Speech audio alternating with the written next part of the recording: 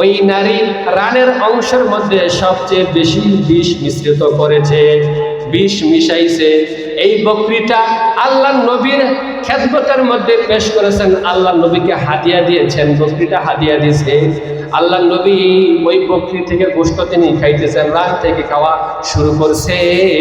আর ওই রান বলে দিচ্ছে, ইয়া রাসূলুল্লাহ, ইয়া হাবিবাল্লাহ, আপনি যে রান খাচ্ছেন এই রানের মধ্যে ইহুদিরা বিষ মিশাইছে, আপনি যেটা মুখে দিয়েছেন এটাকে আপনি উগরে ফেলে দেন। আল্লাহ নবী তৎক্ষণাৎ সেই গোশত মুখ থেকে বের করে দেয়। সমস্ত ইহুদিদেরকে ডাকা হলো, ও ইহুদিরা, তোমরা এই কাজ কেন করেছ? ওই সময় বলে, ও নবী,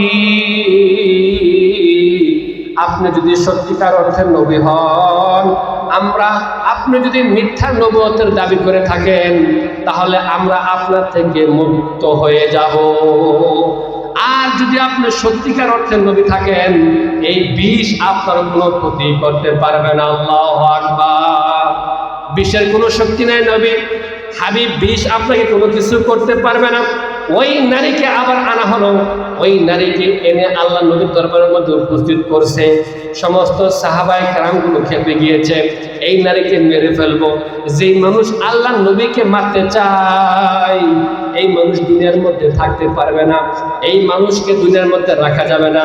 আল্লাহ নবী বললেন, না রে সাহাবায়ে কেরাম, না, তাকে মারা যাবে না, এই নারীকে মারবো না। এই নারী তো বুঝে নাই নবী কি জিনিস, সে তো চিনে নাই।